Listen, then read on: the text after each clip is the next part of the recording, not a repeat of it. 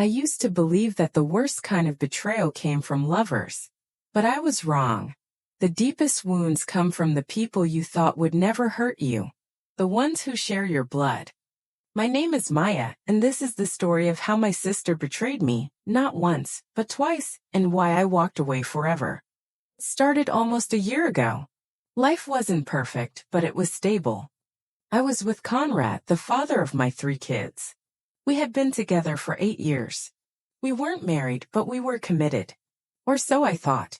Conrad wasn't the most affectionate man. But he had his moments. He was good with the kids, paid the bills, and we built a life together. I thought we had something worth keeping. Until Lena came to me one quiet evening, her face pale, her hands trembling. She waited until the kids were asleep. I thought she was coming to talk about work or some guy who ghosted her. But instead she sat on my couch, curled into herself, and said the words that changed everything. I slept with Conrad.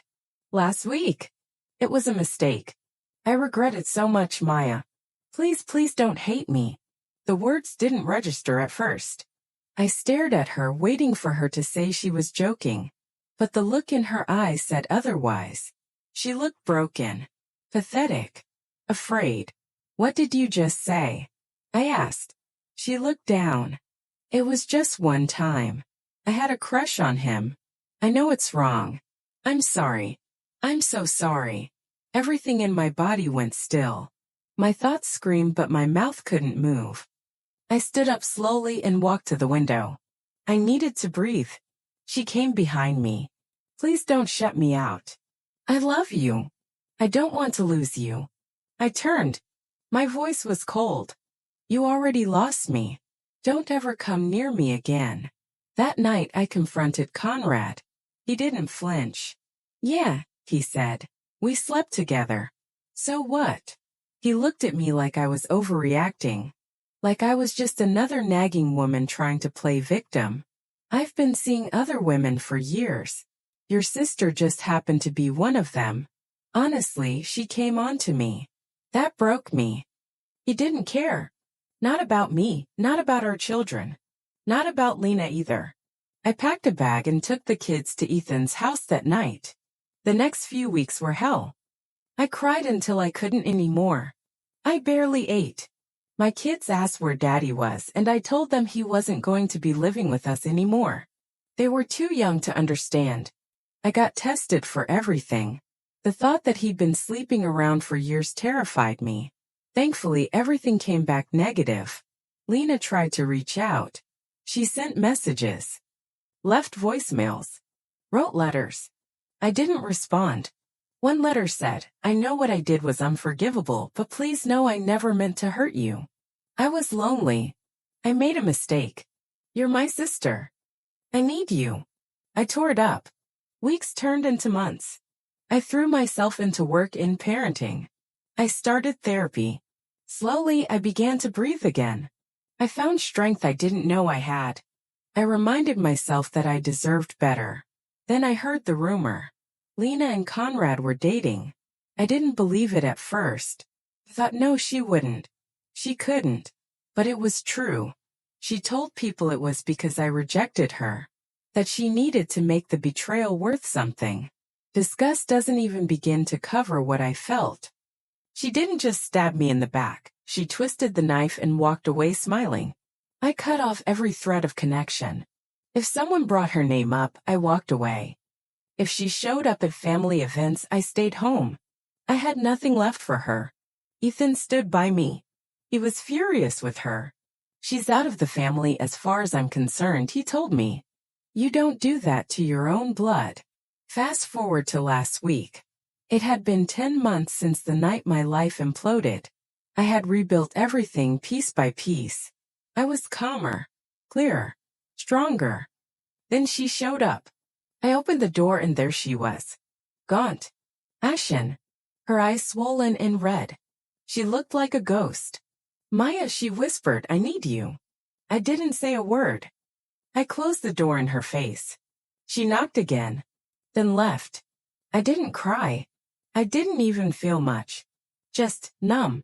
The next day she tried again, this time at Ethan's place. I was dropping the kids off when she pulled up in a cab. She ran toward me.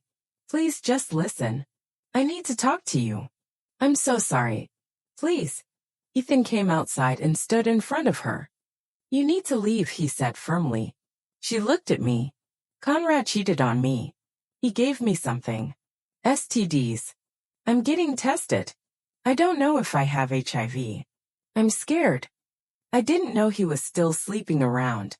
I thought. I walked right past her. The third time I snapped. I found her standing in my driveway again. I could see the desperation on her face, like someone begging for their life. Why are you here again? I asked, my voice sharp. Because I have no one. You're my sister. I'm sick. I'm scared. I didn't know he would do this to me too. I spat. You knew what he was. You knew. And you still crawled into bed with him. You thought you were special? You thought you'd be the one he stayed faithful to. It was a mistake. She sobbed. I regret everything. You regret getting caught. You regret that it didn't work out. Don't come here pretending you're the victim. I need your forgiveness, Maya. I can't live with this guilt. I laughed. A bitter, broken laugh. Guilt? You want forgiveness because your life turned to hell? Not because you cared about me, but because now you are hurting? She tried to touch my arm. I stepped back. Don't you ever touch me again. I loved you, she whispered. I still do. You don't know what love is, I said.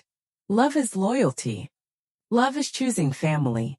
Love is being there when I needed you, not tearing my life apart because of some pathetic crush. Her shoulders collapsed. Please. No, I said. You made your bed. Now rot in it. And I turned and walked away. She hasn't shown up since. Word got around. People talk. Some mutual friends dropped her. Others reached out to me and said they understood. But a few dared to ask if I'd gone too far. She's your sister, they said. She's suffering. Doesn't that mean anything? No, doesn't. Because I'm not responsible for her healing. I'm not the cure for the pain she caused. Sometimes people mistake kindness for weakness. I was kind once. I gave her a place in my life, my home, my heart. She burned it all down.